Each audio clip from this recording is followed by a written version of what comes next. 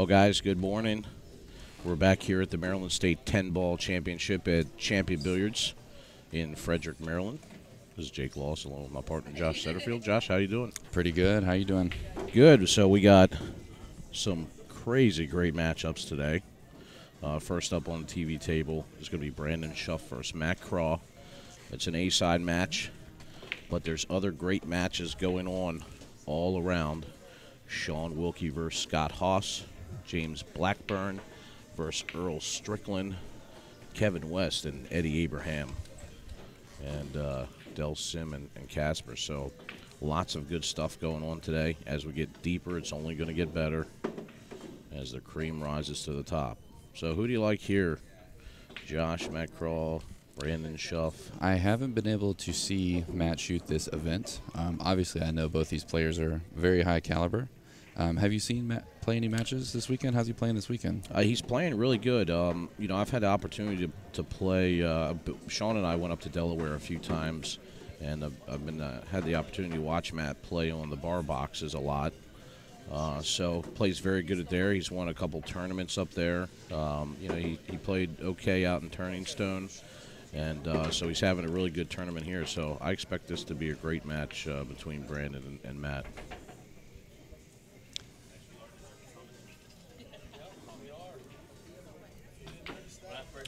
So players just taking a couple practice swings here before they get going. Of course, Brandon Shuff is from this area, out in Thurmont, about 15 minutes from here. Of course, Matt Krah hailing him from Delaware, so pretty local to us.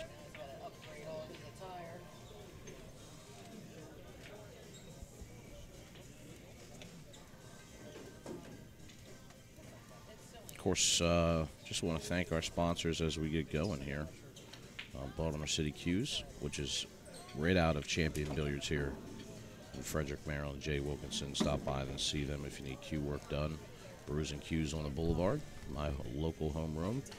They also sponsor Sean Wilkie, so big shout out to Tony Manning and Stephanie Manning out there. Brian Be Quick. HVAC, repair and replace plumbing, home improvement. It's owned by one and only Randy Davis, who is local here in Maryland. So if you guys need work, please give him a call. Custom commercial interiors. Jeff Greener, thank you so much. He does all kind of stuff, remodeling, flooring, wall coverings, a lot of commercial stuff. So if you guys need some work done there, reach out to them. And of course, our great friend Larry Flager. East Coast Landscaping out in Hampton Roads area, down Virginia Beach, kind of where my partner lives at. Josh is down from that area, so Larry's great. Residential, commercial. He's been doing business for many, many years. Of course, East Coast Prime Meats and Tim Tanana. I mean, I can't even look at these pictures without thinking I want a steak. So he does free delivery. He'll come to you. He only sells the top quality. So, and Gina Cunningham with Keller Williams Realty. So if you're looking to buy or sell a house, please give Gina a call. She can help you out. She's also our replay sponsor, so we thank you for that. And Money Shot Out Billiards, Bill Hill, we thank you. He's servicing the Hanover, PA area. Of course, he comes down to where I'm at, Manchester, and he's doing all kind of cool things up there. So if you need cues, repairs, accessories, whatever you need, he can hook you up as well. So we appreciate you guys tuning in. Just want to let you know, we started streaming. The last stream match that we were streaming last night was a winter-side match between Rick Scarlato and Kevin West. So their internet went down here. We're hardwired in. So had some technical difficulties on their end. So there was nothing on the stream. So just in case you guys were wondering. But we look like we're good to go today. So we'll be with you all day till the finals, bringing you all the action. So please feel free to share the stream and tune in and root for your favorite players. So they go ahead and lag Well, actually, they just flipped a coin. Tricked you. Yeah, it tricked me. It looked like they were setting up for the lag. And Yeah, then I all thought of a they were sudden gonna. They flipped.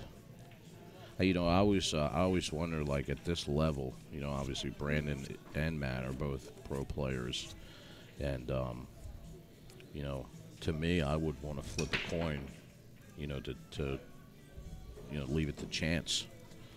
You know, the lag obviously takes some skill involved to it, and that first break sometimes is very important to get that first game.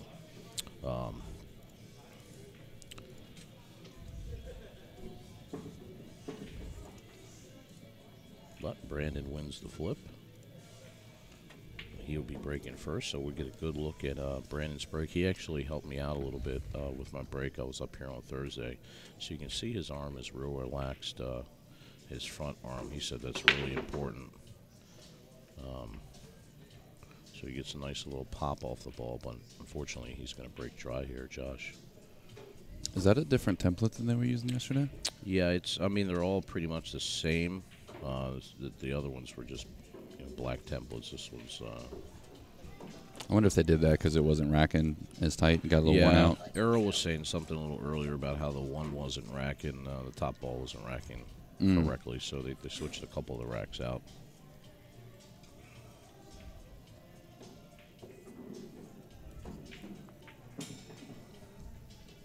So Matt's going to have a good look here at the one ball. He just wants to see how he's going to get down on this two ball. So it looks like he's going to draw back to the other side, and he just overhits it a little bit. He was trying to pop it back to the diamond just past the side pocket and come into the two ball. So a little out of shape here early. So let's see what he elects to do. Might try to roll the cue ball up behind the 5-7. He doesn't really get there. He might get a little help from the 6. Yeah, there's a little bit of help from the 6 there. He's going to have to swerve this if he wants to make the two ball.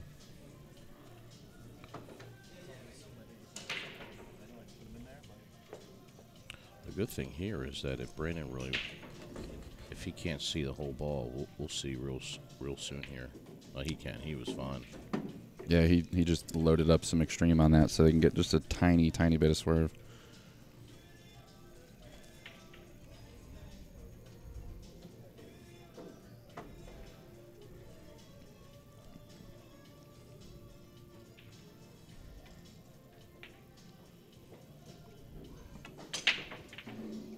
Oh, that was perfect. Oh, don't bounce too big. Yeah, he hit it a little hard there. And it was hard to tell from where we're at if the 4 went to begin with. So he may not had to have run into it like that. But he did hit it a little firm. So now he's going to have an option. Now Brandon, of course, one pocket player, very familiar with banking balls. He's coming across. It's going to be a back cut on the 4 if he decides to do it. If not, he'll probably play safe here. Yeah, I think he might have been trying to line up that cue ball behind the 5. And Comes not up a little safety. short. Yeah. Long on the 4, short on the cue ball. You know, and either way would have been fine. I mean, if he went short on the cue ball, he could have left him snookered behind the 8 ball. But yeah, that's fine. Unfortunately, he comes out a little bit too far here, and now Matt's really going to be able to leave him a good safety because he can get behind the 5-7. Yeah, there we go. So most likely we'll see Brandon go to the air here. Yeah, there's plenty enough room in between the 6 and the rail there to be able to make the 4.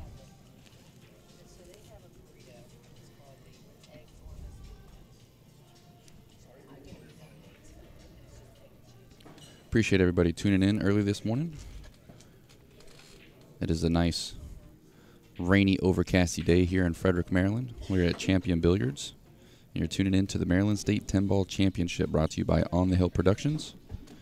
And for those of you who are brand new to the stream, I am Joshua Setterfield with the Billiard Sports Network, joined in the booth with my partner Jake Lawson. We do our best to bring you guys high-quality coverage of these events. And because of our sponsors, we're able to keep the live stream completely free. So if you guys are enjoying what you're seeing, make sure you check out our sponsors. You can see links to all of their websites or Facebooks in the description, whether you're on Facebook or YouTube. Oh, that turned out disastrous for Brandon there. I think he got a little unintentional English on that cue ball. Or he just didn't contact the 4 where he was aiming. Either way, that is going to put Matt at the table with ball in hand.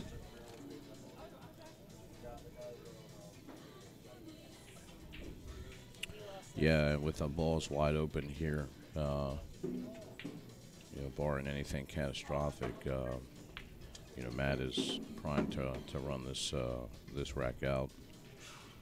But of course, we're undefeated with the commentator's curse, so who knows?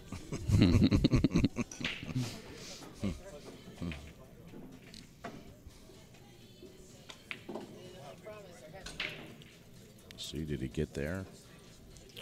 Not quite.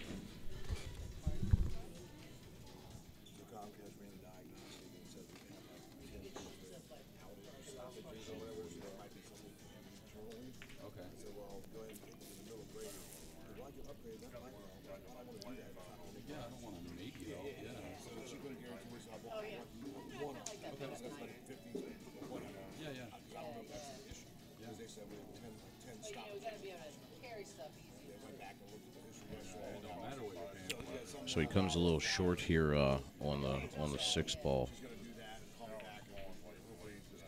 So because of that, he can't get position. So he elects to play safe, and pretty good save by Matt Krah. He gets it up behind the 8 ball, and the 6 ball is behind the 9 ball. So we'll see if Brandon's got any kind of light of day here.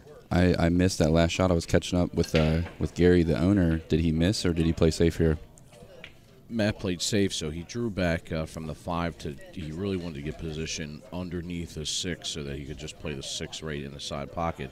And he didn't really have to do that because Matt could have played the 5 and then played the 6 down in the corner pocket. That's how I thought he was going to play that. And he comes up short with the draw, and rather than trying to slice it in and really force position, because he would have had to get the cue ball traveling.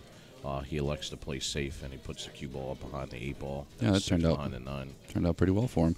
Well, the update from Gary, just so everybody knows, he just got off the phone with Comcast. He is going to try to do a bump on the package, but talking with them, they ran a diagnostic, and it turns out there was over 10 different outages in different areas yesterday, and unfortunately, this venue was one of those. So we kind of already knew that was going to be the issue, but that was the confirmation from Comcast that was what the issue was. So hopefully all that's squared away, and we can just focus on providing a quality stream today.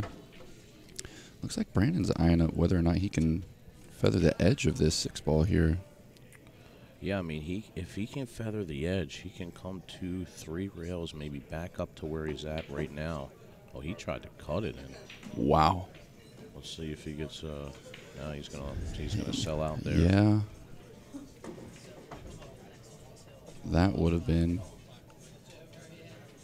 a highlight reel shot first thing in the morning, first rack. Exactly.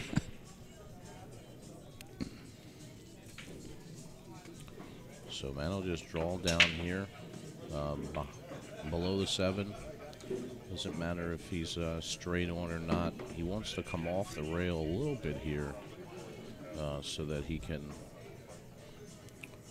cue correctly on this 8 ball to get position on the 9. So you can see that little pop there.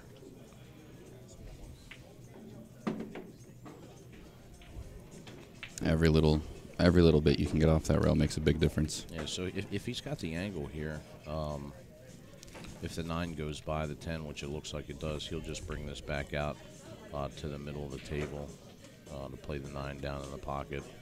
Yeah, it's a good shot by Matt. So depending on what he likes here, he can go into this 9 ball, straighten it out. If he wants to if he wants to spin it a little bit, he can come 2 rails back into position for the 10 in the same pocket. Ooh.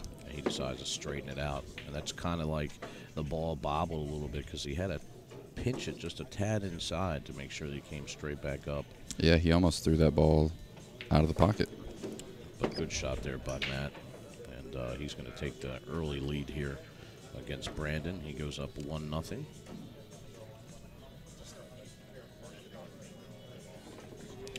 So here's a little information about our players on the TV table. Brandon Shuff, of course, his nickname, everybody knows him all over the place, is Show Nuff Shuff. He was on the 2012 Moscone Cup team. Some of his pull advice for everybody is, your comfort zone is your cage. So he always tells you get outside of your comfort zone when you're playing. He's sponsored by Lights Out Billiards Apparel, Club Billiards in Wichita, and Baltimore City Q's.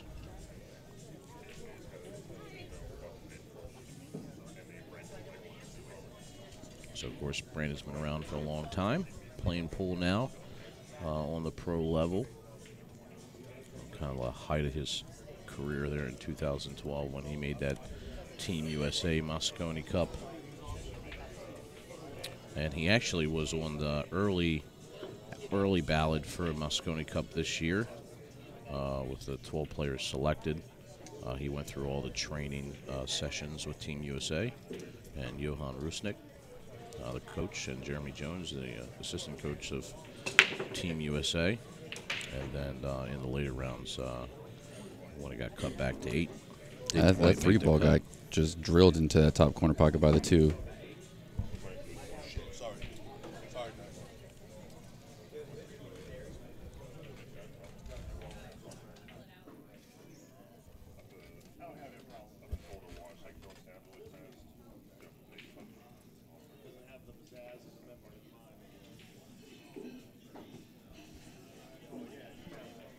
So he is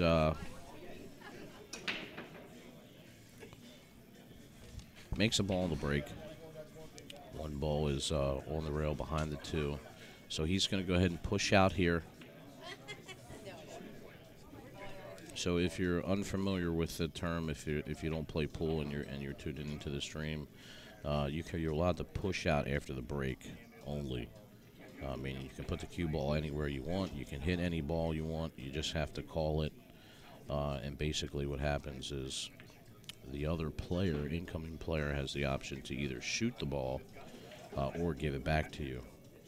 In this case, Brandon can see it, so he shoots and plays Matt safe. But Matt will have he'll have at least a kick shot here at the 1 ball. Even though he can't see probably can see the very edge of the 1, but he doesn't want to shoot there because of the scratch. This is a tough shot too. He's on the rail, so there's going to be no kick and stick here. So he's gonna call the 10 here because the 1's going that way. Oh, and he just misses the 1 ball. And the shot is obviously increased difficulty because he was on the rail. He had to just miss it 2 and spin it a little bit. There was still a chance that he could have scratched if he hit the backside of the 1. So he could have, if he clipped the side of the 1, the cue ball could have came down and made the 10. So he just didn't get there. He's going to give Brandon ball in hand here. Brandon's going to take a look at the table and see if he can find the road map to get out.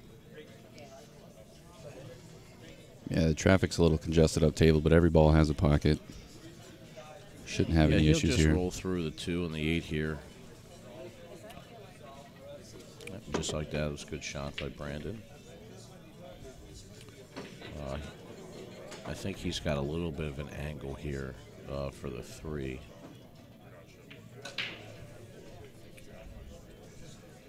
Oh, no, that's the 5 ball. Oh, the 5, yeah, okay. You know, they say 80% of men are colorblind. So I'm in that 80%. That's why they make TV table colored pool balls. I'm telling you, it's... Oh, just got to watch out. Yeah, the angles and the color of the balls, every now and again, these cameras can get us. Brandon flirting there with his side pocket, but gets good shape on the 5. A little drawback on the 6.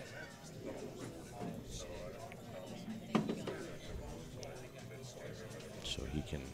I'm seeing if he likes that side pocket shot or not.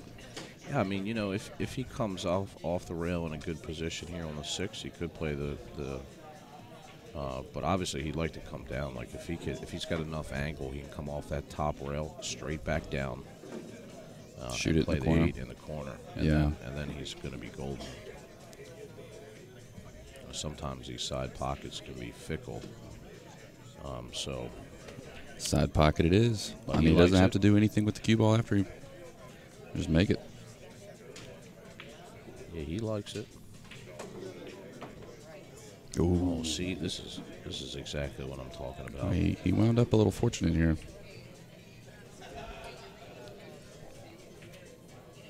They are depending on the angle. So these guys right now are shooting on Brunswick tables, and there's some Gabriel tables in here as well. So depending on your angle going into the side pocket, if you hit it with a certain speed or you catch a part of the pocket, you can see that ball went in and came out.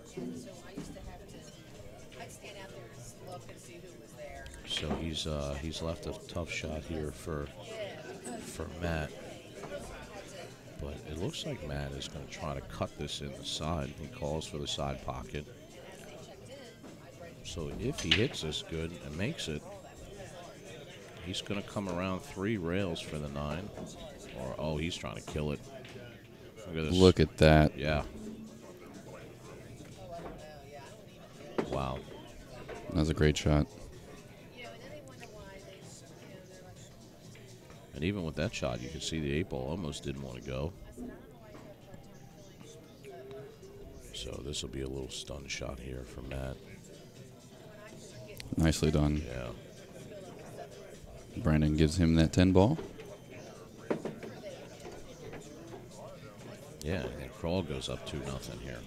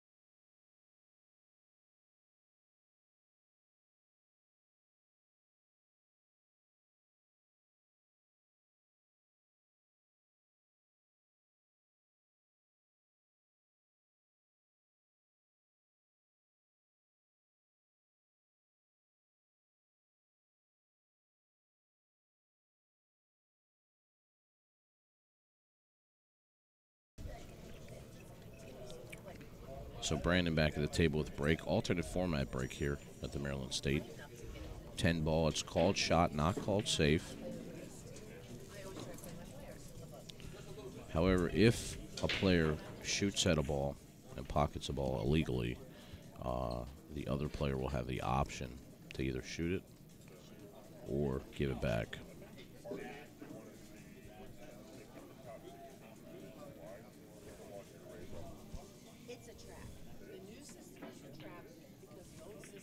So he's got a good shot here. He can see the 1. The 2 ball is the issue because he couldn't get position there. So he can actually, he's got a couple different options here. 2 ball is just a tad bit off the rail. If he likes the bank, he could bank it, let the cue ball roll up, and he'd have to try to get position on the 3, either in the bottom left corner or the side pocket. Or he could elect to play safe. He's got lots of different options here.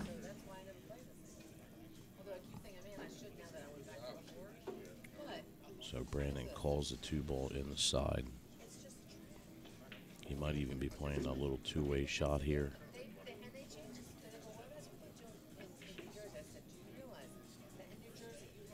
Oh, he just misses it. tried to come around to get position on the 3. Misses the bank on the 2 ball. And he's going to allow Matt to get back at the table here.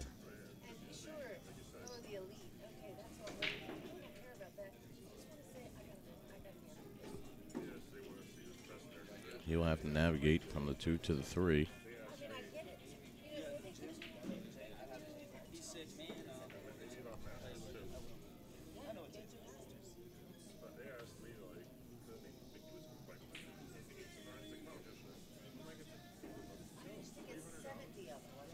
So we'll see what he likes to do here. He's going to try. He calls for the 2 ball in the side. So he may try to bump this 3. Great shot there by Matt. But now he's a little straight.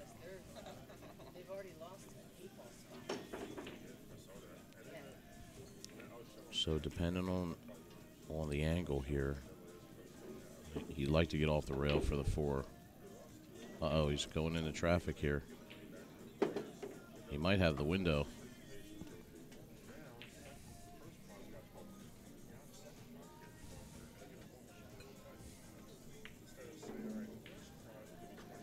Yeah, good shot. He got it right in the window. He got lucky there on the 4.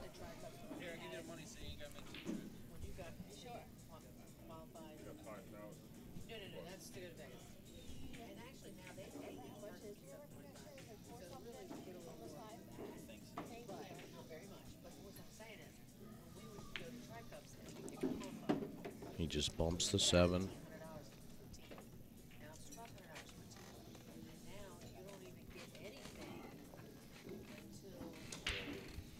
So now he looks good from here. He'll just come off the rail for the 7. After the 7 to get to the 8. Leave himself a little bit of an angle here.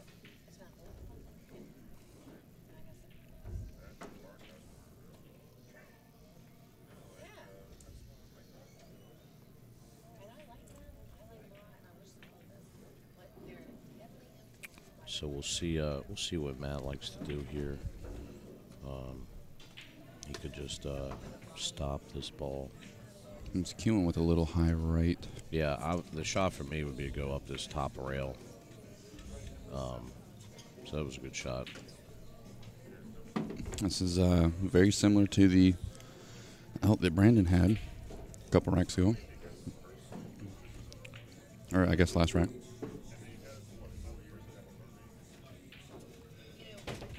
So he can actually just roll down here, but he overrolls it. Wow. So we've already seen little speed issues here in the beginning. He should be okay here to cut this ball. Just gonna make sure to get past the side pocket. Do you draw to avoid the pocket, or do you like to follow here? I put like a little stun draw on it and a little bit of spin. So when I cut this ball in, I'll be looking to hit that first diamond right past the side pocket. Just like that? Yeah. Just like that.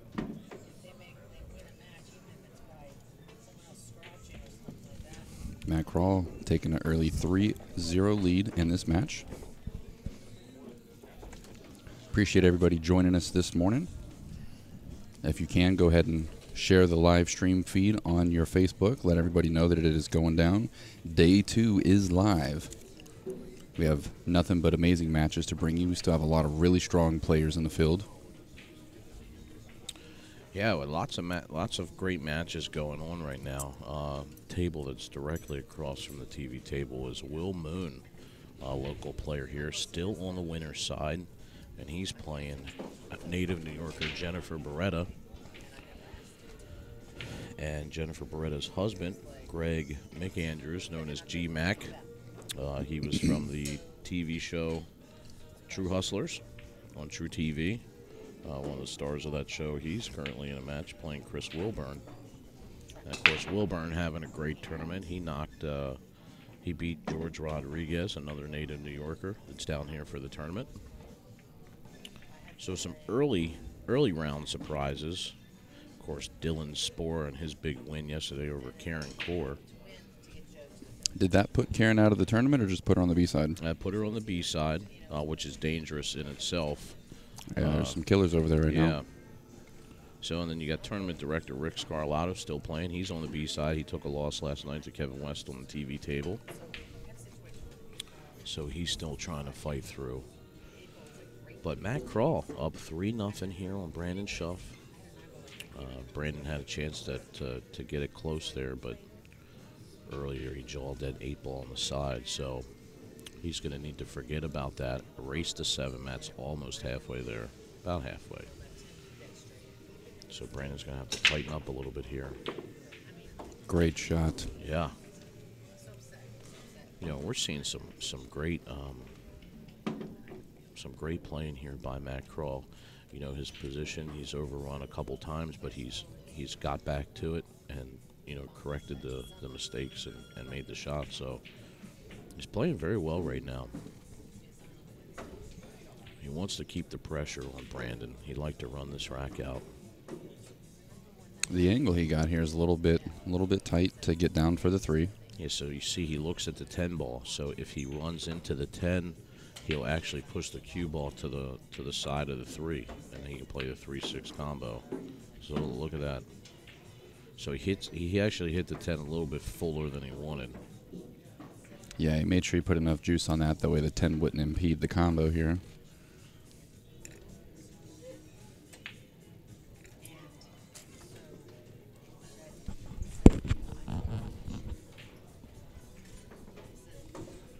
Stretched out a little bit. Long bridge. I was making that statement saying that a lot of things can go wrong here, and then before I could get it out of my mouth, it happened. Yeah, if you'd have told me that he'd have locked up both balls on the pocket, I'd say no way. So, it's kind of hard to see here. Which ball do you call here? Because Well, you have to call one of them, yeah? He's saying most likely what's going to happen is both balls will go. So he'll call the 3. He's probably going to make the 6 as well. Uh-oh. I'm actually a little bit surprised at that shot from Brandon. You know, he knew he was going to make the 3, and then he was going to hit the 6. You know, I'd have liked to seen him, you know, just add a little bit of side spin there. Yeah, I so thought he was going to do running and come up. Yeah, just come up right between the 10 and the 7, and he'll have the 5 up in the corner. But it looks like you can see it. So this 5 ball goes down, he should have eyes on the 7 pretty easy. There we go. Oh, that was a great shot there by Brandon. Good recovery.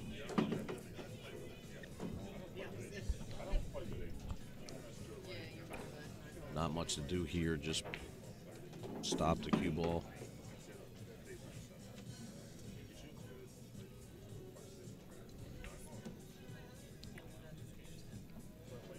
This will be like another little draw down to the 10. Good shot. He was off angle there a little bit. So he couldn't play the 10 in the bottom right-hand corner pocket. So he's just going to cut this in the 10. He's going to be queuing high anyways. So as long as he doesn't hit the ball really hard, he should come down right before the side pocket, the corner pocket here. It looks, you know, from when you're at the table and you're looking at the shot, you're thinking to yourself, you know, I need to make sure that I don't scratch. If he could actually see it from this angle, I think he'd know that he'd be okay.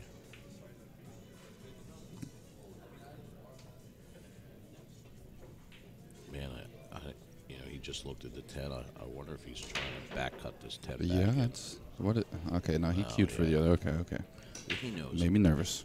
He'll just hit a little bit of inside and high to get the cue ball coming down. Yeah, there you go. It is. And he's on the board. And Brandon really needed that. So great shot there by Brandon on the 5 ball. You know, he gets a little bit of weird angle on it, but he's able to pocket the 5, bump the 9, and get a good shot on the 7. So a little bit about Matt Krah. This is Matt's player card. His nickname is the Delaware Destroyer. 7-time Mez Tour Player of the Year, 2-time Super Billiards Pro-Am champion. So Matt's got some accolades under his belt. His pull advice for everybody out there: never give up. That's a good one. He's currently sponsored by Lacassi. He's with Sean. Sean's sponsored by Lacassi too. He's using the Kamui with the Kamui Super Soft Tip, and he's also sponsored by Hustlin', Kamui, and Lacassi. So great player in his own right. Let's see what Brandon can put together with his break here. Yeah, he needs to get back in this game. Watch out, cue ball. Nothing falls down. Has eyes on the 1 ball. Pretty sure that 6 is not blocking the path. However, 7 does make it a little funny to get shape onto the 2 here. Can't tell if the 2 does not go by the 5. However, if he can get below the 2, there's a 2-10 combo in the side pocket. I don't know if he's going to have enough room to work here. Cue ball's close to the rail. He's going to be able to use the side pocket to get low on this cue ball if he wants to, so he can actually drag this down and across the table. That was a great shot. Look at that.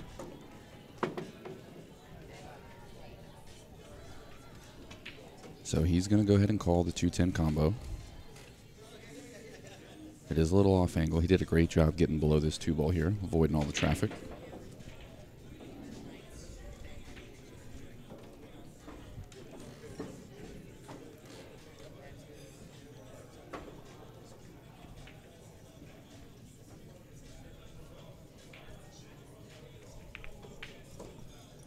Nicely done.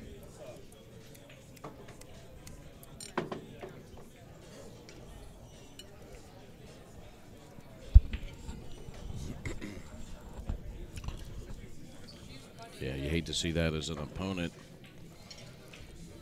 but you can see here his shot on the 10 ball. You know, he knows that pocket is. He saw what happened earlier to Brandon, so he just cues at a nice smooth speed. Makes the 10 ball to go up 4-1 on Brandon. Here's the shot on the 1 ball that enabled that to happen. Yeah, you can see he spins it really well and gets down here behind the 9, below the 9. Just an excellent shot there by Matt Krah. It was very well done.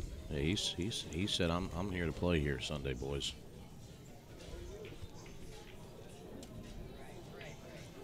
Ryan Patrick says, how many spots are being paid this weekend? Is this 24? Yeah, 24 spots. So normally when we do the other tournaments, 128 players pay out to 32. This tournament capped at 96. We got 79 players. So it's going to pay out 24. 2 and the 3 collided up table again. Last time Matt broke, the 3 shot into the corner pocket. This time, after they collide, 2 goes 2 more rails into the side pocket. He's up table with the 1, and the 3 is up there, but he does have a tough shot on the 1 ball here. You know, but the difference already here is that Matt is making balls on the break, and Brandon is breaking dry thus far. So, yeah, the last 2 breaks that Krah had, the balls collided and kicked into the side pocket, or the corner pocket. Is getting a little bit fortunate there, but he's taking good advantage of it. Yeah, so if he comes, the little issue here with the shot is that you can run this ball all the way down, but you're gonna have to hit it to come back over for the 3. Oh, he got caught by the point, and this is gonna leak out. He's gonna give Brandon a chance here. You know, if Brandon really wants to attack this, you know, he could cut this 1 ball into the right corner pocket and come up for the 3. But it is a very tough shot. There's lots of things that can go wrong because he'd have to use a little bit of spin to catch the rail past the side. So, you know, he may elect to play it safe here. So we'll see how. He did take that much more difficult cut on the 6 ball earlier. I wonder if that's going to affect his decision here. Yeah. Because even if you do cut this in and you come up and you get past the side, you have to make sure that you don't run into the 7, because then there's a good chance you're not going to have a shot on the 3 ball. So let's see what he decides to do. He's cueing outside, so he's going to have a little spin on it. It's a thin cut here. Look at that. How'd he hit it? Yeah, he uses all spin there. Oh, no. It's really tough to tell from this angle how much that ball he's going to be able to hit. He might have to play a 3-7 combo. Can't tell if he's got enough to make it go by. I guess that 3 ball goes by. Gary Serrano, cheers, my friend. Sorry you couldn't be down here for this event. Hopefully we'll see you soon. Always a pleasure seeing you. Thank you guys if you're tuning in. This is the first stream match of the day. Winner's side, Brandon Shuff versus Matt Krah. Matt leads in this one, 4-1 race to 7. There's a 3-7 combo down. That was a good shot by Brandon. He could just see enough for the combo, but now he's going to be queuing over a ball here. So, it gets a little tougher here for him because you can see he's got to stretch out. He's got to reach over the 8. He's got to put a little bit of spin on this cue ball for position on the 4. So it's not easy. So you can see him trying to get to it. I almost like using the bridge here. Why risk it? Guys, if you joined us, please share the stream if you wouldn't mind, so everybody can check out all the action here at the Maryland State. Of course, that's Brandon's new shirt from me today. Lights Out Billiards Maryland style shirt. Yeah, I like that. It's really sharp. You got the Maryland flag accents on the bottom of the sleeve and on the inside of the buttons. I like that a lot. It's pretty sharp.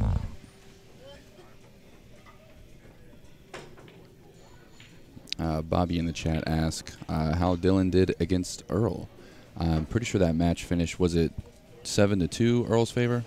And I was close by at the end of the match, and Earl walked up to Dylan and shook his hand. He said, "Kid, you helped me out a lot."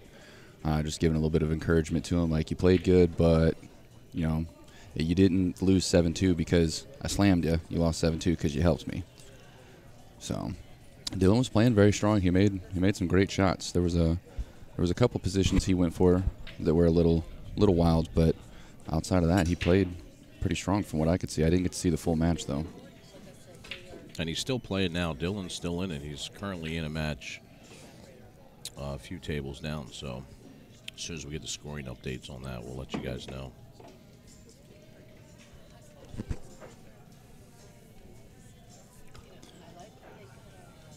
You can see there's, whenever he makes his 4 ball, if he gets on the left side of the 5, that's going to go clean by the 10. See how he elects to play it here. He has enough space to go 2 rails and get on the right side in between the 6 and the 8.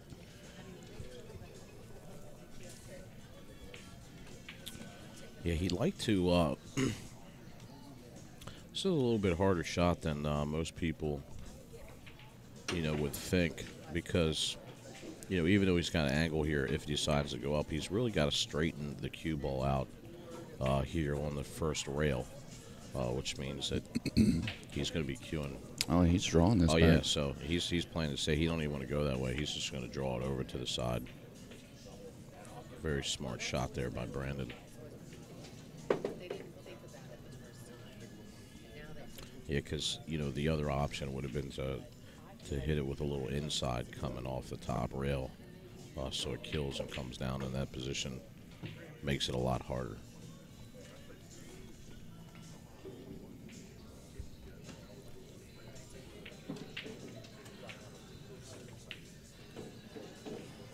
I'm going to slow down cue ball.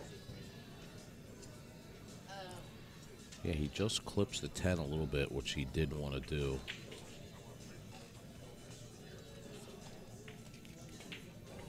Yeah, if he didn't clip that 10, he might be even closer to the 6 ball. But he's still okay here. If he finds the point on it here, he should be able to cut the 6-ball in. Perfect. Yeah, great shot there by Brandon. Only thing is he's going the other way on the 8, so he may draw this cue ball back on the 8. He looks like he's going forward. Around the world we go. Oh, there he goes. Yeah. It's a great shot. And he got the right angle to get down table here. Lots of spin there by Brandon Shuff. The good thing about Brandon, when I met with him on Thursday, is, he's still practicing all the drills that these guys for Team USA are practicing for with the Mosconi Cup. So hopefully, it increases, his game.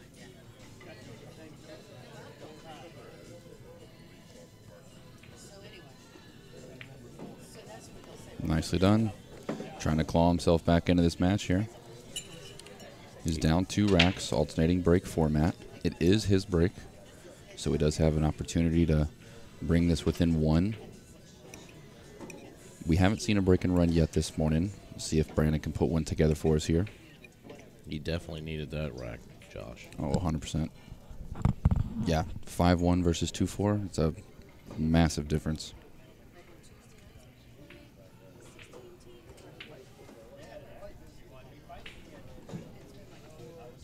He's one of the few players I've seen this event that takes a little bit of extra time racking the balls to make sure he's getting it exactly the way he likes it. So far, it hasn't been doing too well for him on this table. He keeps coming up with dry breaks. Table broke very tough for a lot of players yesterday. I think the most consistent we saw anybody making balls on the break was during Wilkie and Aranis' match. Both of those guys were putting balls down on the break pretty consistent.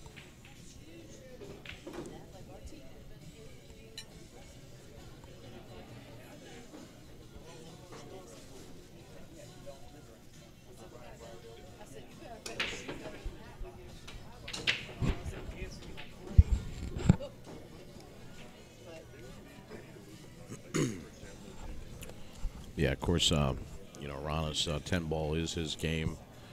Fell short to Sean Wilkie yesterday. Sean was breaking really well. He had that one little mishap where the ball hopped off the table, but for all intents and purposes, he just cracks them hard. So something usually he's going to find a hole as they get moving. Let's see if Brandon can make an adjustment here on his break. He liked to get a good break, drop a ball, and be able to see his next shot so he can get within 1 of Matt Krah. He's trying to get that 1 to go to the side pocket. He just misses high. But he gets a fortunate break here where Matt cannot see the 1 ball. Doesn't look like.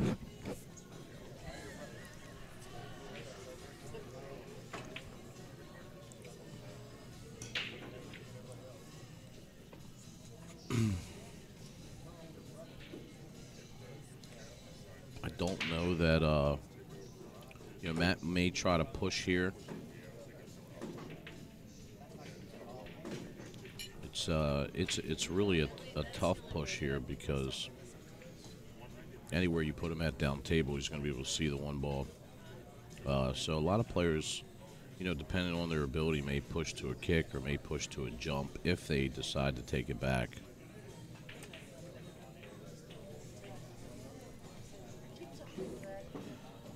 Matt elects to push and just leave him close as he can to the other side. You see Brandon pointing at the side pocket. So he likes coming across this ball back with a little back cut and then bank it right by the 8.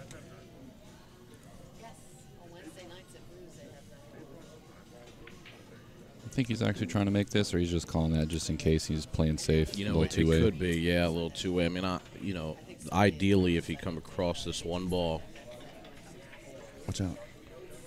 If he comes across this one ball, obviously the cue ball is going to go up, 2 rails up there behind the 4 and the 5. But he's trying to get up onto that top side of the 2.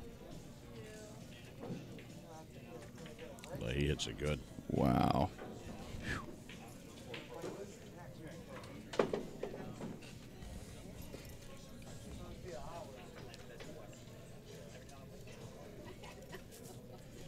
So he doesn't come all the way over to the 2. So it looks like Brandon calls another bank here.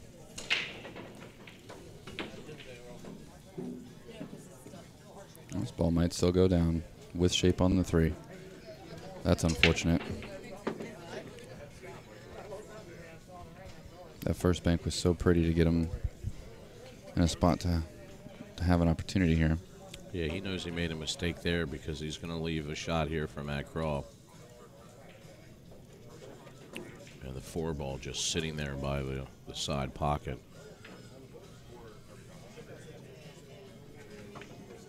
So he just plays pocket speed. Uh-oh.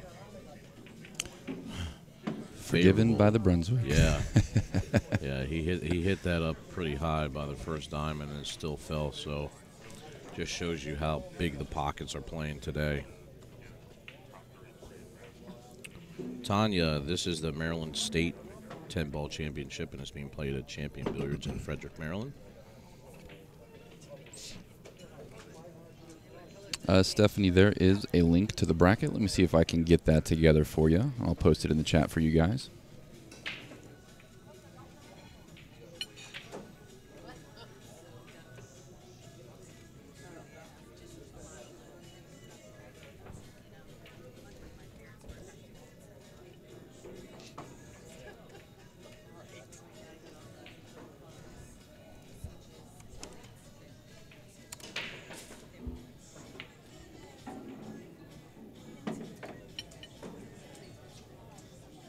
There we go, guys. I have that as a pinned comment for you all now. If you guys would like to follow along the bracket, see what's going on and the rest of the event beyond the TV table, go ahead and click that link.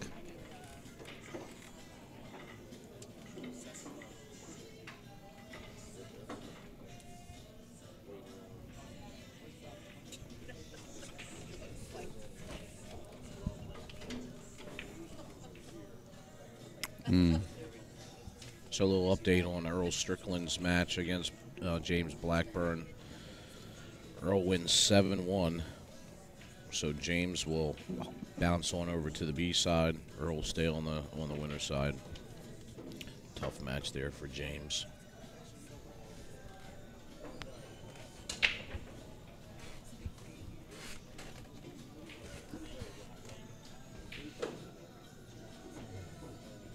So let's see what Brandon likes to do here. You know, he's got a couple different options. I mean, he could cut this and come. He could cut it thin with a little inside English and just run it 1, 2, 3 rows back out for the 7, or he could just use a little outside spin, make the 6, and come up, float up right in towards the middle of the table, towards the spot almost. He looks pretty undecided right now. Yeah, I mean, it doesn't help here that he's queuing over the 9 ball because it really limits, what he can do. Yeah, so you can see how he spun it with a little inside. That really was the shot. So he made a good shot there, queuing that over the 9 ball like that.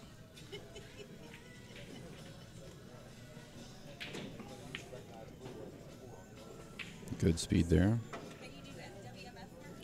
Yeah, he leaves himself a good angle here on the 8 ball because he can just come out off this rail and come back over for the 9 if he wants, or he can just slide it down and play the 9 in the left bottom pocket.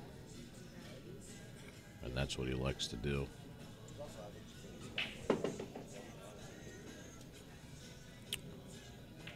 Sean is still on the winner's side. Donna, he is playing today. He currently is in a match going on right now against Scott Haas. That's both a winner's side match. Brandon keeping himself alive in this set here. Yeah, I like this. He didn't get down on himself. You know, when he's down 3-0, and now he's starting to claw his way back in. And this is exactly what Brandon needs. You know, he'll build his confidence with each rack that he wins here. So Matt's got to be careful. He's got to protect the lead. You know, he's still got to play aggressive. You know, but he's got to choose his spots here. Of course, one of the surprise players we have down here is Casper. He's down here playing. He's still in a winner's side match right now, I believe, with Del Sim from New York. Del had a rough start yesterday on the TV table, first match of the day, and then after that, he's been off to the races. He told me whenever he joined me in the booth after that, too, he said that he's kind of notorious for being a slow start, but if he finds that gear, that's whenever he becomes very dangerous. And that's exactly what happened. So, really, you see Matt breaking fairly well as far as pocketing the ball and spread is concerned.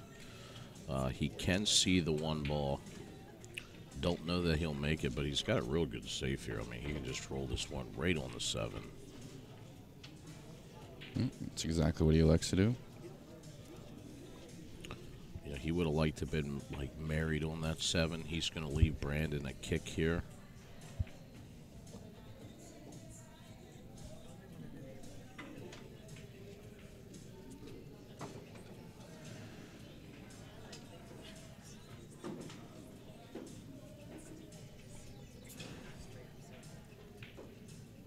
He goes ahead and puts his extension on. It's amazing sometimes when you see these guys kick the ball.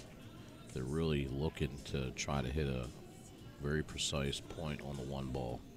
He's already called the one in the corner, which is a good shot because he's got the 9 ball down there, which acts as a little bit of a helper if he doesn't hit this one just perfect. But the 2 ball is down here as well.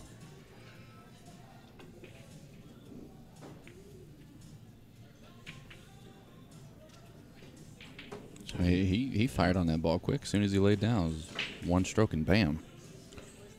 He one stroked that. Yeah, and that's that's one of the things that these players have to be careful of. You know, Brandon's got to settle down. You know, he's very much in this game. He's just clawed back within 1. You know, it takes his time. One of the things that he said, the coach for Team USA was teaching them was that on your backstroke, you know, to take that pause before you come through. And you could see on that shot, he just fired away at it. So.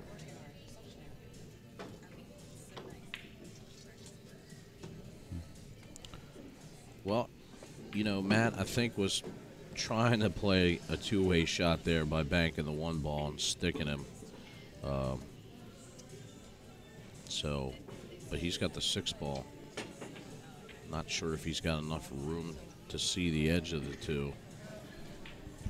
Yeah, it's kind of hard from where I'm sitting. I can't tell exactly. Hey, it looks like the 6 is definitely in the way from where I'm at. I wonder if he's going to try to thin this ball, kick at it and thin it and push it up by the 10. Well, I was thinking the same shot, but just a lot softer. But this might work out good for him. Oh, yeah. Oh, that turned out pretty okay for him. Definitely got a favorable roll there with coming in behind the 5 like that. But again, Brandon's got a little bit of room here to go just by the 5 and kick off the bottom rail on the 2. He calls the ball on the side. He looks. Is he trying to go in between the 3 and the 10 ball here? Yeah, it looks like he just lined it up for the 2 rail bank. Yeah, here we go. It'll actually be 3 rails because he's gonna be coming behind this 2 ball.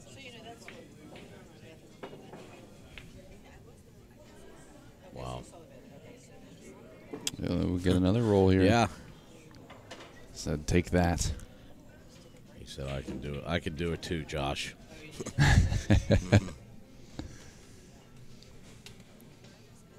You know, but some of these rolls sometimes are just, you know, when you play well, things go right for you. So you hear a lot of guys always say, "Oh, he got a lucky roll here, he got the rolls here," but I really am a firm believer it's a byproduct of when you play well.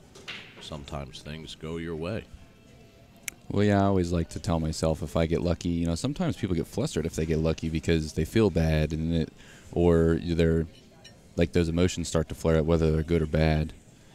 So I just always joke to myself, I'm like, well, hey, if you're going to get lucky, you better get out. That's the way I look at it. Matt calls the 10 ball here. He knows he's kicking behind this 2. It's going to be going towards the 10 ball if he hits it where he's aiming. So he goes ahead and calls it. And hooked again.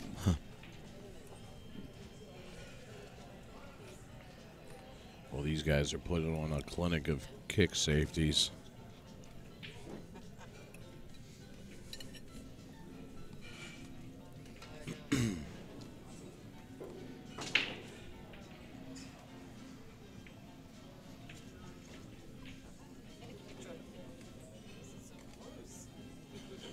Yeah, so Brandon's obviously taking a look here to see what's the best way to come into this. Ideally, if you could come into the side rail and just miss the 5 and clip the 2, which is obviously a very hard shot, or he can go to the jump here. He's out a little bit in the table, so he's going to have to be careful. But it looks like the 2 ball does go by the 5. So let's see if Brandon's trying to make the 2 ball in the side pocket. And he just he doesn't get up fast enough on the cue ball. Stabbed at it a little bit.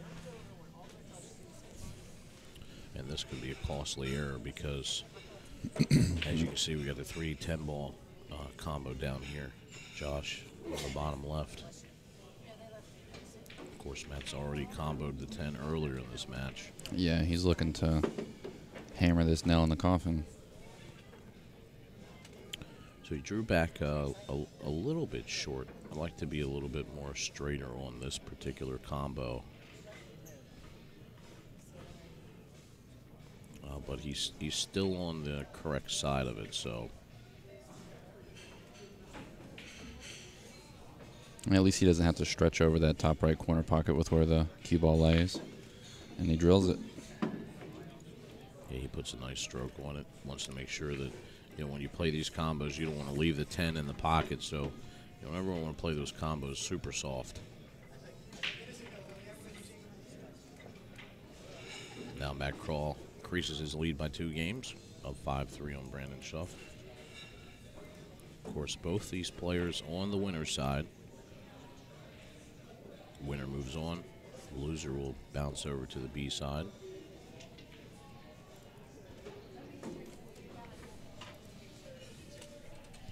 A little bit tougher road.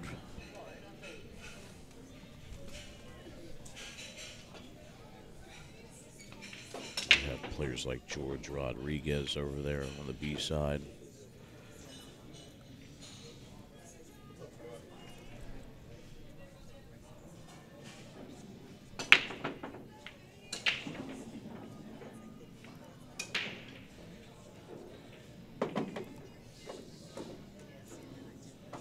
Brandon breaks, pockets a ball, so that'll be the first time in this set.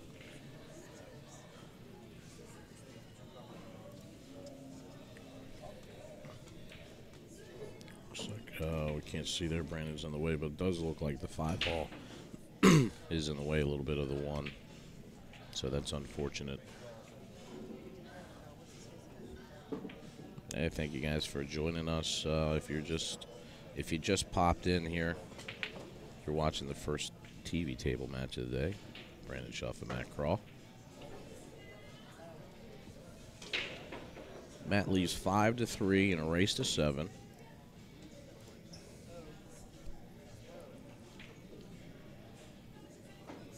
Of course, Josh had the opportunity to play Brandon Shuff yesterday. Took 3 games off him, so that in itself is pretty good. Yeah, I felt pretty solid about it.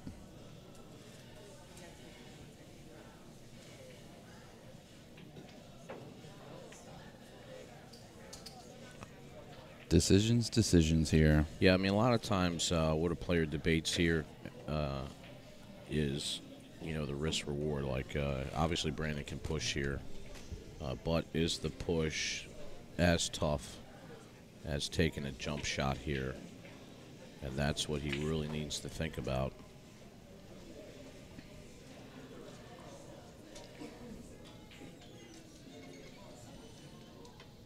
I mean, with the one being that close to the corner pocket, you have a pretty big window.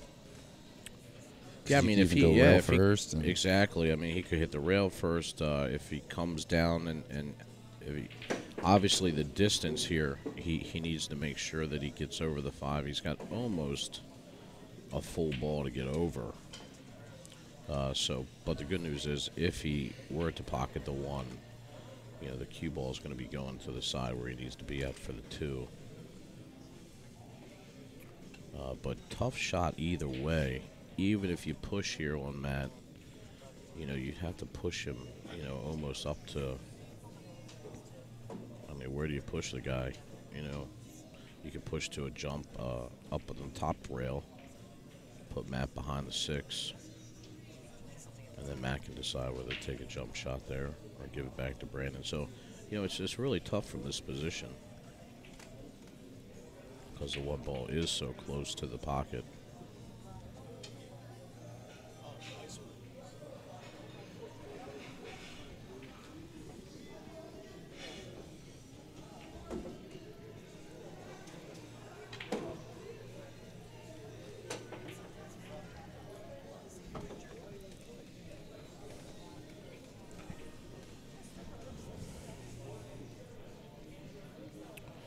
Brandon really taking his time here. He definitely doesn't want to let Matt get to the hill.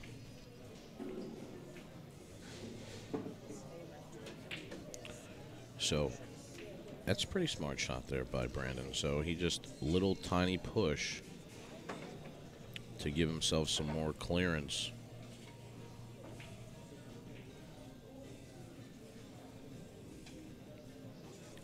Brandon is going to go with the masse. Masse around the 5. Doesn't quite get there, but he makes a good hit on the 1. Ties the 2 ball up on the 6. The thing is here, Josh, is Matt's got a really good safety opportunity here for Brandon.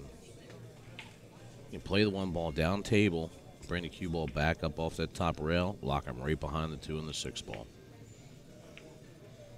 Wow. And he executes perfect. Yeah, so this is when that shot lined up. I would test this to. I mean, this is a very good safety. Brandon still manages to kick it. Of course, Brandon uses a kick system. There he didn't measure it up, so he liked the way it was setting anyways. And again, he's going to give the opportunity back to Matt to control the table here. Matt's got another good safety. He can just hit the left side of this 1 ball and let the cue ball. He wants to get the cue ball down here by the 5 and the 3.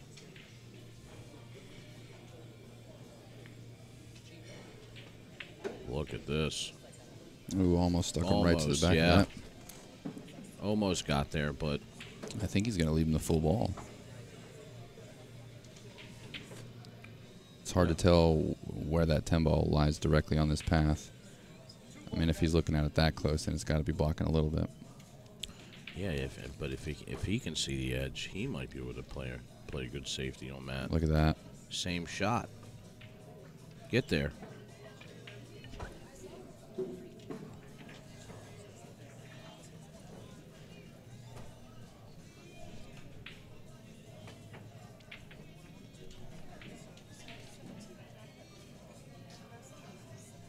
Yeah, it looks like he got him because it looks like he's going rail first here. There we go.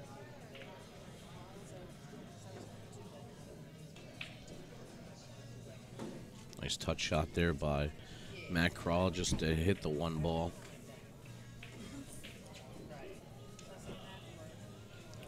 So lots of safeties going back and forth here at 5-3. Josh, I probably think we're going to see another one. Brandon's not really in a great position here to pocket this ball. You know, it would be super aggressive for him to try to bank the one and break out the two with being so close. So he might try to put him right behind the 2-6. Yeah. He just didn't get there. And he broke that out. Yeah, that's a worst case scenario there. It was a very tough shot either way you looked at it. You could see Brandon had to jack up to get a little bit of draw and spin, you know, to try to get it behind the 2-6. But he doesn't quite get there. Leaves a shot here from Matt.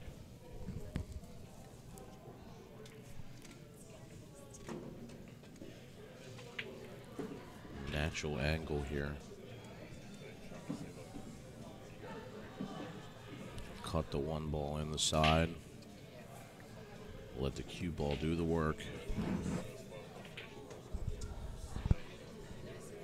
Come back up table for the 2. Just got to be careful. He doesn't want to hit the 10.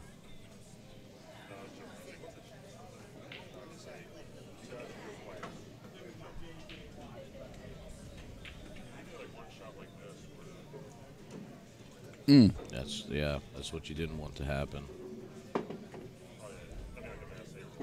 But the good news is he bumps the 10 like way up the table so he can see the 2 ball to cut it. But with the 6 ball there, I wonder if it'd be viable to bank this ball. You got the 5 as a bumper here, and if you bump the 5, if you go clean, then you got the 3-5 combo. If you bump the 5, then you got the 3 clean. Well, and the other thing too, I mean, if he, you know, doesn't make the 2, you know, there's a possibility that it sets up behind the 5. Yeah. And then plays a little bit of a safety here. If he cuts it, he's got to be careful because he's going to be going into the 6.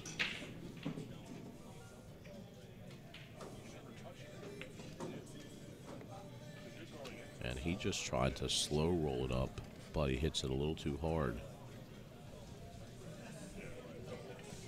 This is similar to that side pocket shot that he missed in the second rack here.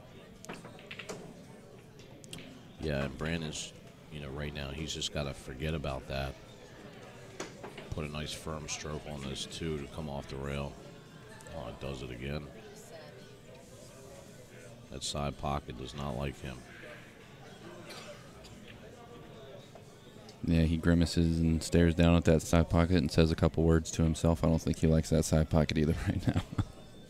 Yeah, and that's always the worst thing if you miss a shot like that and then you're setting up on the same shot again.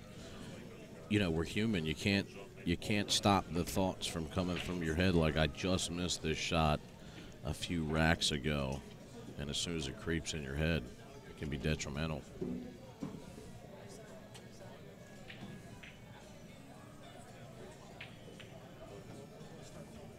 He gives himself a good angle here for the combo.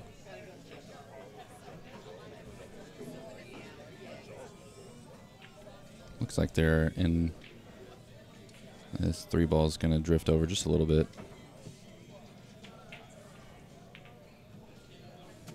Nicely done. I mean, and this is best case scenario here for Matt because he's left himself an angle to get back up for the 6 ball. Yeah, he's in a pretty strong position to get to the hill from here.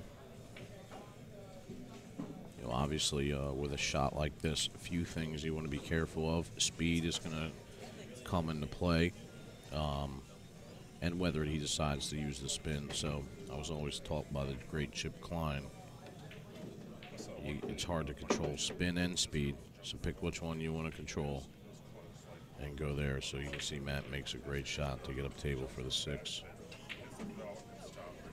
A little straight, though. A little straight on the 6.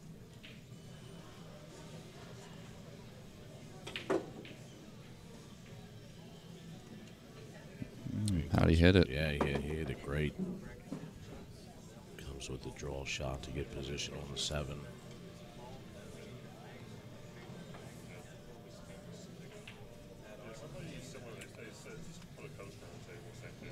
He's got to be feeling it here. 3 balls away from getting to the hill on Brandon. Excellent shot by Matt Krah.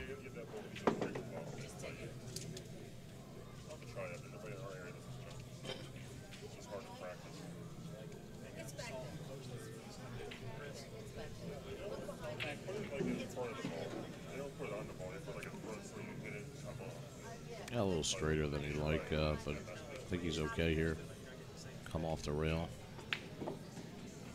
Boy, that ball thought about not going down. Yeah. And of course, you could see where the spin kind of died too. He wanted to be a little further up to play this 10 in the side, but I think he's still okay here. He'll just cut this in, let the cue ball run up to the top of the table. There it is. Matt gets to the hill first on Brandon. Zion's V, Justin Muller, table 7. Zion's V, Justin Muller, table 7. James Blackburn, Adam Keeler, table 4. James Blackburn, Adam Keeler, table 4.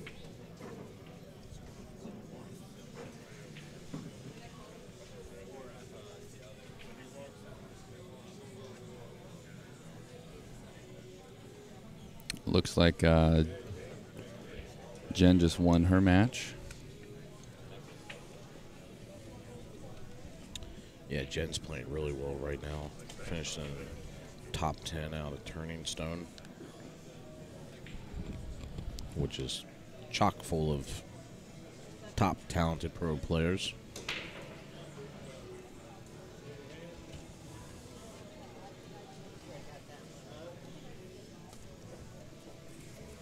So a little updates here. Oh, no. That ball went straight into the side pocket on him. Wow.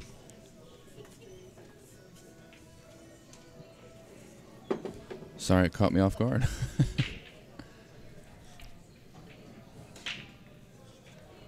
So Joseph Korsiak over Zion's V, 7-3. Of course, Zion is a house pro up at Steinway in New York City. Coming down for an event. Yeah, this is his first time down here for the Maryland State events. So that was a winner's side match. So Zion will head on over to the B side and try to play executioner. Send these guys packing. Of course, his game's come a long way too in the last few years. Zion originally from Israel.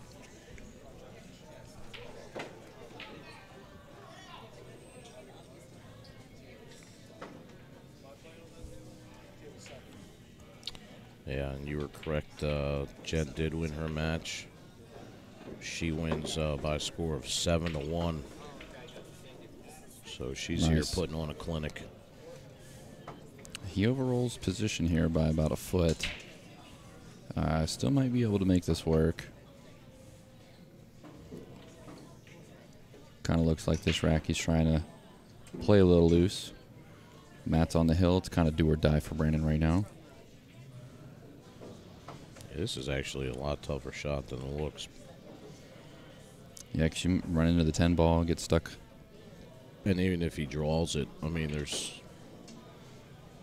there's absolutely no chance to get back on position on the 6. So he's almost got to go like hopefully go by the 10. He bumps the 6. Wow, he actually has a... Yeah, so that was a good shot by Brandon. He cuts the 5 ball in and purposely bumps into the 10, which allows the 6 to pop out here a little bit. So it helped him out a lot because he's going to give himself a cut shot here on the 6 ball. So he just wants to make sure that as he's coming down here that he doesn't hit the 10. Ideally, if he can bring the cue ball back up between the 10 and the 9, play the 9 in the same pocket. Or he can make the 6 and bump the 9.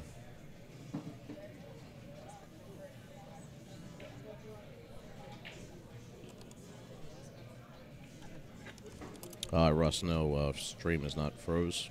I have it up here on my phone as well while we're commentating. Everything looks good, so you might want to just refresh your browser. So he's going to put a little draw stroke. Look at this. And he gets there. Nice shot. So, you know, here's the shot again, Josh, where he is, you know, he could play this ball down in the corner and just try to roll it. You have to play it. I kind of like playing it in the corner here. Yeah, just, you know, he has to use a little, you know, just regular speed. He doesn't want to overplay the 9. It's That's perfect. good, yeah. You just draw this back.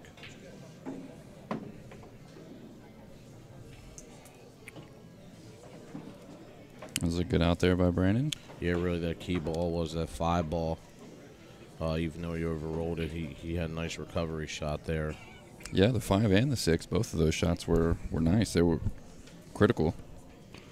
And he drills them both, gets out. That's exactly the type of thing he needs to be doing right now. Get out of line, find a way to get yourself back in it, and close out the rack.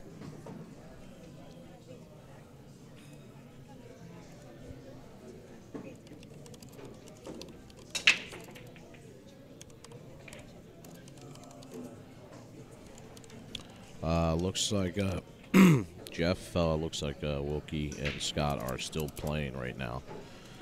So it must be a tight battle over there.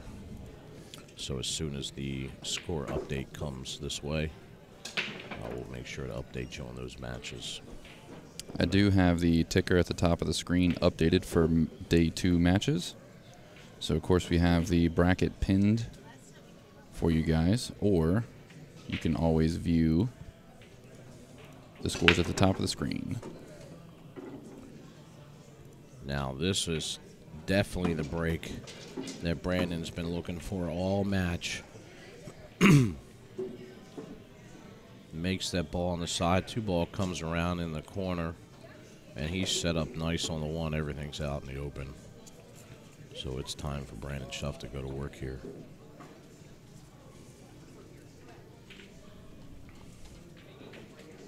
You know, this will be the key shot here. Probably just wants to draw this back out into the center of the table.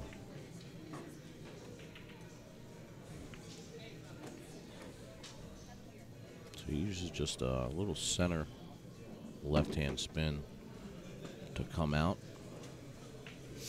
He's got the angle. He can just run this right down into 3. Come up for the 4 on the side. That's that one pretty nice. Yeah, he doesn't, you know, he doesn't have to do a lot here. I mean, he could just roll this 4 ball forward. He's looking at it. He's looking at the 5 now. Like, where do I want to be at here on the 5 to get shape on the 7? And honestly, if he leaves himself a little bit of an angle where he can just come down and play the 7 in the side, that way he can roll up for the 8. That'll be an ideal situation for Brandon.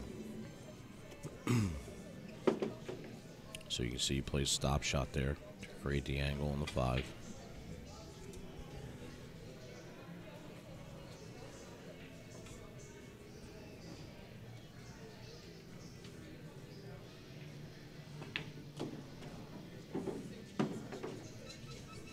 That was a little more dramatic than what I was anticipating. Yeah, you know, honestly, I don't know that I like that shot there. You know, I don't think there was any reason really for him to bump the 7. The 7 did go on the side if he just brought the cue ball down below it. I wonder if it's that side pocket getting inside of his head. He's missed that side pocket shot twice now, and so he's just going to great measures to avoid it. Yeah, it happens. I mean, you know, after 2 shots in that pocket, it's definitely in his head. And now he's got an even tougher one. Yeah, so he's got to play this in there. He's going to slice it thin and try to bring the cue ball to the rail over there by the center diamond to come back for the 8. Nice. So he hits that center diamond and out. That was a great shot by Brandon. Good recovery there.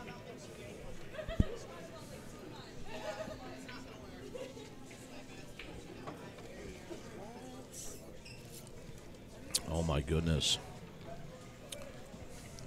We just got an update here. Del Sim. Man, this guy came down to play. He beats Casper on the hill, 7-6. So, like he told you yesterday, he started slow, but man, he is really coming into his own down here at the Maryland State Tournament. Rattles off a couple wins yesterday.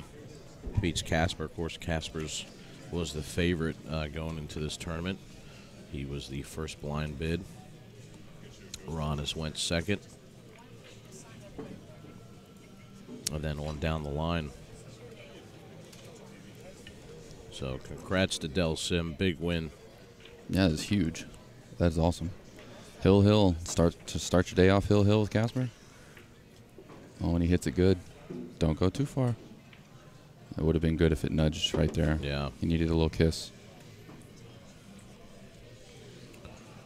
So now you're like really in between here. I did the exact same thing in my match against Brandon here. In the angle that I left myself, I felt like I was, you know, scratching in the corner if I go for the side, scratching in the side if I go for the corner. So I just ended up banking it back cross side. Yeah, I always like to cut, you know, versus the bank.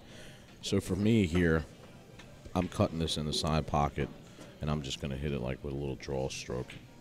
You know, bring the cue ball down to the bottom rail. Whoa. Man. Wow, he slices into the corner. Great shot by Brandon.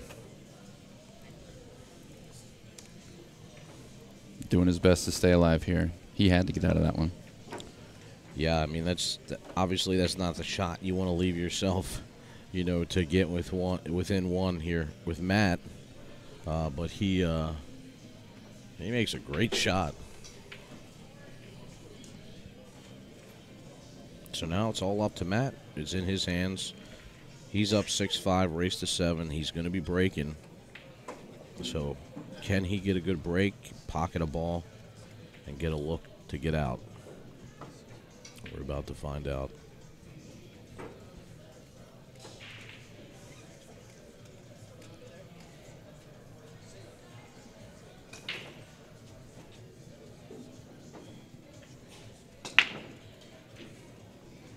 So a little bit more of a controlled break there by Matt this time after the scratch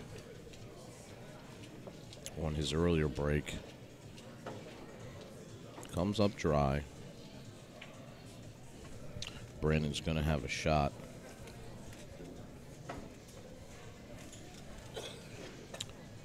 At the 1 ball. Of course, the 8 ball is blocking the pocket there. So what do you like here, Josh? You like to attack? Do you want to play a 1-8 combo here? Or are you looking for a safe if you're within 1? Because it's a little off angle, I kind of like going for the safe, but at the same time, that 1 ball is going to go up table towards the top left corner pocket. And as long as you don't drill this combo, you're going to have shape on the 1. So, I mean, I could see it going either which way here. I mean, I've seen Brandon take a lot of really aggressive shots. You know, I almost like, I like playing the 1 just past the 8. Mm-hmm. And let the cue ball roll right up on the 8 ball, and then you have the 6 ball over there taking away the natural angle for the kick. You know, if the 1 ball floats down, you know, in front of the corner pocket, because where I'm sitting at right now, it looks like he's got a really good opportunity, but you know, he may be going for the combo here. I think he is. Yeah, he's queued up low.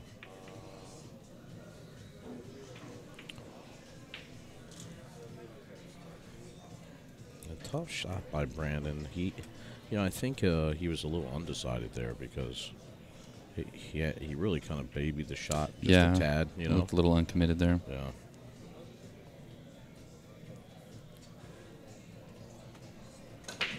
I kind of like him going for it, going for the combo there a little bit too, because if you play the safe, the only thing that's kind of dangerous about it is the one ball would be pretty close to that corner pocket. Yeah, so Matt's going to try to put him behind the 6 ball here. I think that leaks out. I don't think he's going to like that. Yeah, definitely leaks out. So it will be a pretty extreme backwards cut if he decides to go for that. Or, like you mentioned several times with him playing a lot of one pocket, could always bank it past the 6 here. Yeah, I really do think Brandon's going to elect to play a safety here. Yeah, just come down table. There's a lot of traffic. Yeah, he will back cut the 1 a little bit to try to get it to the top part of the table there in the center, and then he'll just bring the cue ball down here behind like the 4 and the 10. If he could get right behind the 10, it would be great. Come on. Oh, wow, look at that. Gets him by half a ball. Yeah, so great shot there by Brandon. Gets the 1 right dead center on the table. Snooker's crawl right behind the 10.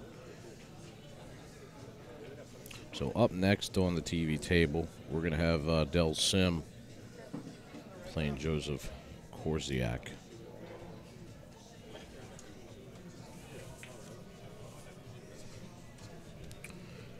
So since Del is playing so well, they're going to get him back here on the TV table. Yeah, that should be a treat for us.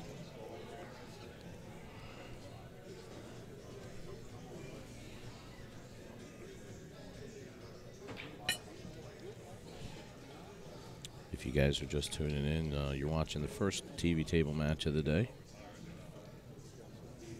here at the Maryland State 10-ball championship.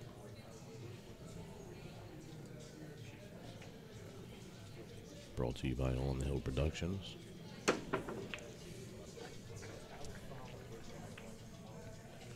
Look at this. Doesn't quite get there. This is almost the same shot he had on the 1-8 combo, just on the other end. Just off center a little bit. I wonder if you can hit that 1 ball straight, let the cue ball roll up behind the 5 and bank the 1 ball back up table, use the 5 as a blocker. Oh, the angle was a little different than I thought. There we go. Yeah, it was exactly like the 8-ball shot you were talking about. Yeah, so that's what I thought he should have done early on the 8-ball shot, and he elected to go for the combo. So, of course, Brandon adjusts, decides I'm not going to go for the 1-5. 1 ball's down by the corner pocket. Ooh, that almost went disastrous for him.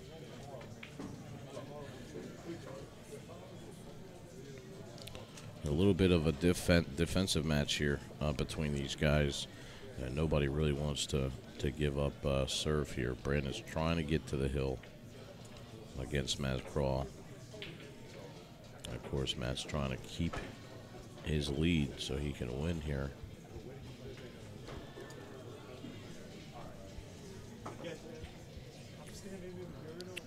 So the bank is off here for the 1. I'm looking at another safety. He's going to probably play another safety here. Do you backwards bank this, and do you try to send the cue ball up table or down table here? Yeah, up table, because you can send the 1 down table. Otherwise, you'd be flirting with the pocket going the other way. Man, he almost left him a window to the 1 ball there, but it looks like Matt's got a lot of traffic going either way. A little bit of the 6 is in the way, a little bit of the 2.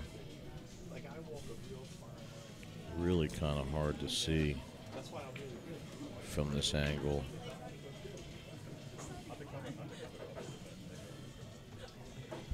Yeah, so I think he looks at it and concurs that he cannot go. He cannot hit it straight on. So he'll probably be kicking here off the side rail.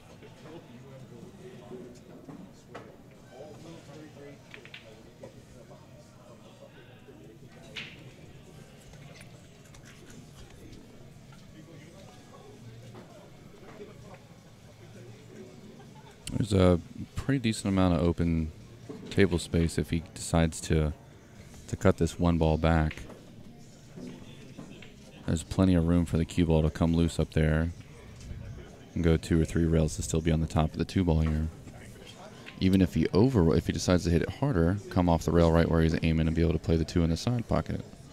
He's got plenty of space to cut loose here. Yeah, it's still tough though.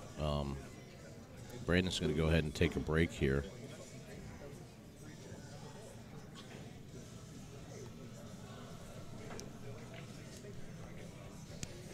So we'll just have a brief intermission here. Also want to thank you to the event sponsors.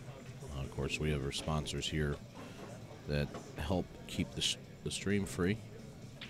But this event is brought to you by Lights Out Billiards Apparel, Aramith Billiard Balls, TAP, Chesapeake Bay Leagues, Simona's Cloth. Of course, our host location here, Champion Billiards. Beautiful pool room here. If you're ever in Frederick, definitely stop out. Felipe Custom Cues, McDermott, and Navigator Tips. So, you know, Brandon, he elects to take a break here. He's got to think about this shot because this is going to be the one. If he can cut this one ball in and get position on the 2, very tough shot because lots of things come into play. Speed, he's coming off the rails. But what he's looking to do is if he makes it and he can come 1, 2, maybe even 3 rails to play the 2 in the side pocket there on the right-hand side, that would be ideal. Or if the speed is right, he could come up on top of the 2, play the 2 down in the corner. But Josh, he's still got the 3 behind the 6, so yeah, he's got to get a good shot there. I mean, I kind of like trying to play the 2 in the corner because even if you're off angle on either direction, if you're on the inside of the shot line or the outside of the shot line, you have an opportunity to draw a backup table. But if you go 3 rails and you're playing for the 2 in the side, if you get on the wrong side of that 2 ball, it just became way tougher to get to the 3. Yeah, because if you get too straight, then his only shot is to come back, draw back to the rail, so that way he gets on the other side so he can cut the 3 in. And then if he gets an angle on it, the right angle, then he can get up table for the 3. But there's so many different variables here that come into play. So Brandon's going to take that into consideration before he takes this shot. And I mean, there's still so much traffic on the table here. He could always just elect to play safe again. Yeah, he could do that. So let's see if he wants to attack here. Sometimes when you're down, and Brandon, not that Brandon's not playing well, but because he is, but sometimes you have to come with a shot to get you going. Looks like he's swinging for it. So he's thought about it. He says, 3 I'm gonna rails. cut it. Yeah. But see, like you were just saying, like he didn't come down far enough, so now he's on the wrong angle. There's a pretty big opening between the 5 and the 10 ball here, too, if he wants to go another 3 rail position, be below the 3, and just have to cut it to the top left corner there.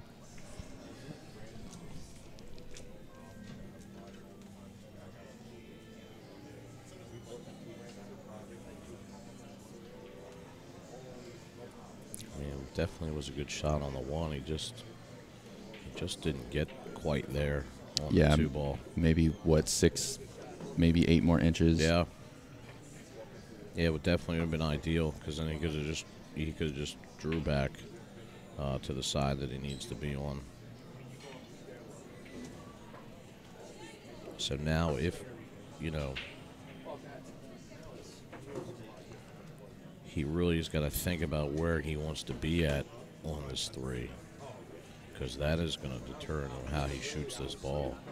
It looks like he's queuing up below a little bit here. Yeah, he just bends it all the way around. Cue ball's got to slow up. I think he gets there. I think he did.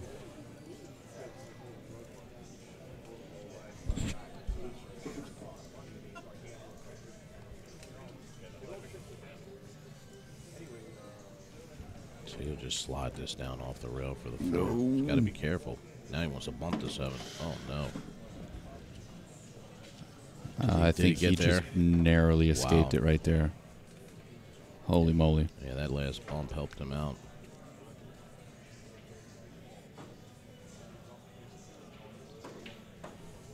Wow, that was close. Make those great shots to hook yourself on the simpler one. That would be devastating.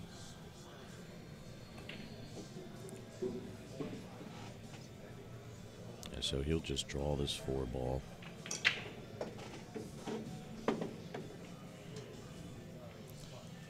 A little straighter actually than he wanted, so he may actually have to go. Well, he can use some spin and come off the rail. Oh, I think he's okay here. Gonna be turning the cue ball loose again. At least a little bit. Well, yeah, he's gonna probably spin this in. You think he plays for the 7 in the top right corner here? I think that given the way that the angle is here, that that's probably where it's going to go, unless he can slow it up.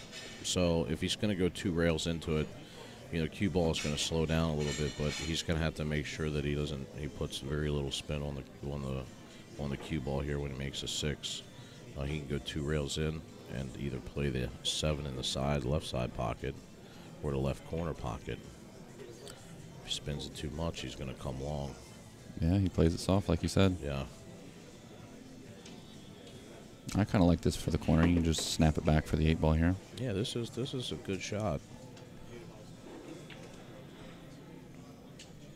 Let's see if Brandon can close this out. Make it hill-hill for the first match of the day.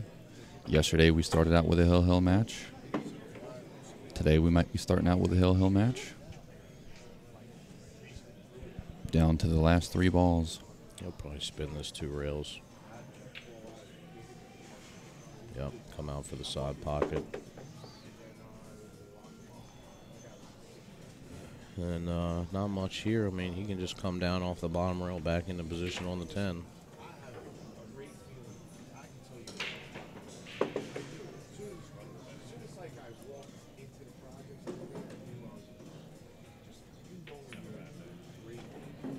Alrighty, folks, we got a hill-hill match for the first one. Yeah, I mean, Brandon stayed composed there, and he was able to get through this and get it to hill-hill. Matt's got to be thinking to himself, like, how did I let this happen? I thought I was in the driver's seat here.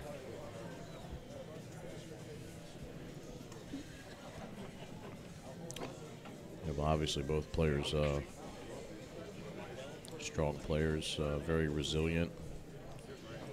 So it's really going to come down to this. I test this to getting to the Super Bowl. Sean Wilkie and I have this conversation all the time. Not always does the best player win. Just like always the best team. Yeah. Football doesn't make it to the Super Bowl, but the idea is if you do enough things right and you get to the Super Bowl, then you have the opportunity. And it's the same thing here in a match. Not always the best player has to win, but if you can get it to the hill, like Brandon has done here, each player will have an opportunity. So it's really going to come down to the break here. See him trying to clean that cue ball up a little bit. Now, if I'm not mistaken, on Brandon's last break, he broke and ran. That was the first one of this set. Yeah, he had a great break, actually. Made 2 balls, and he had a really nice setup on the 1. Everything was wide open. And he ended up leaving himself tough on the 10, but he gets it down. Let's see if he can replicate that rack. Gets the ball down. Uh-oh. Set. Okay.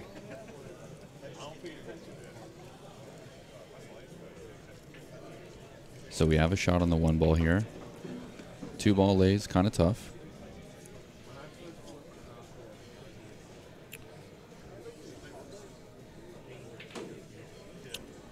He's going to have a shot here. He could cut this 1 ball in the side pocket.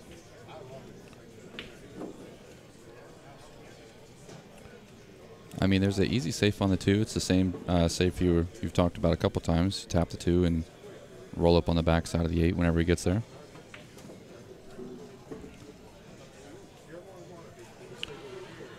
So do you like the cut on the 1 in the side here? I mean, it really all depends. You know, at Hill, you just think to yourself, do I want to attack here or do I want to play safe?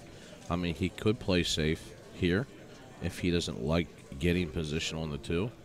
You know, he could just hit the edge of the 1 ball and let the cue ball drift down past the side pocket below, where he's got lots of soldiers there.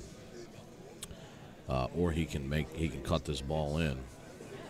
And come to the top rail, and if he gets anywhere down here, like where he can see the 2, he might be able to cut it.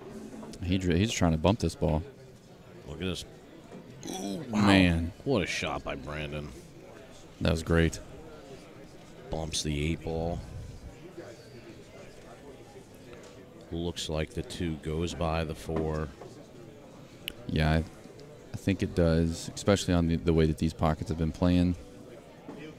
You know, and this will be like a little stun shot out. If he gets anywhere between the 8 and the 9 ball, which you can see he's looking like, what's my best opportunity here? How easily can I get the cue ball here? Yeah, I like that. The 9, was that the 10 ball there? Yeah, the 10 ball right behind the dot.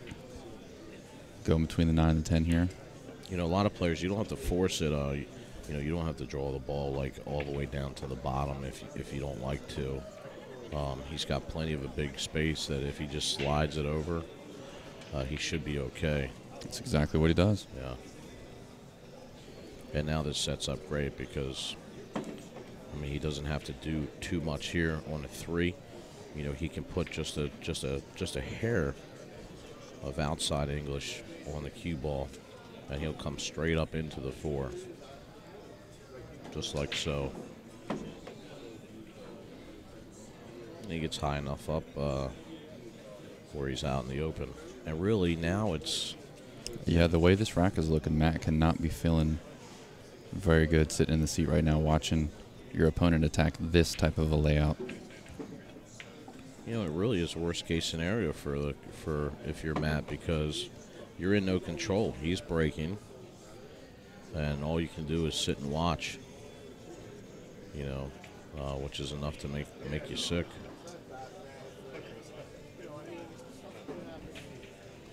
Bradley, thank you.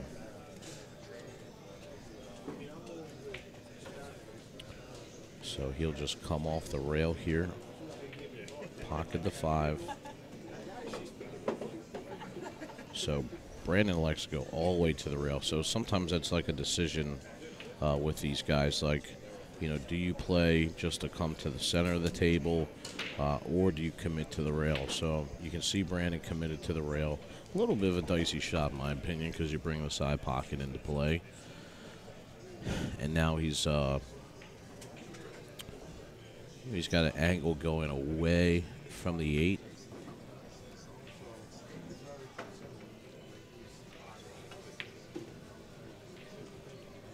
But he's okay. Good shot there. Yeah, hits it solid.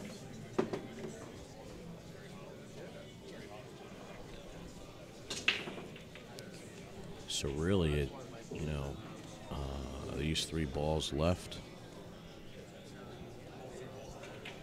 3 balls to decide the match. He can just come forward with the cue ball here. Yep, keep it simple. And this will be a little stop shot here on the 9. He'll be perfect on the 10. And that's it. Brandon comes from behind. Man. I mean, what a match. Let's take a look at the shot that he had earlier in the match. Earlier in this game, to get him into shape to get out. Awesome shot.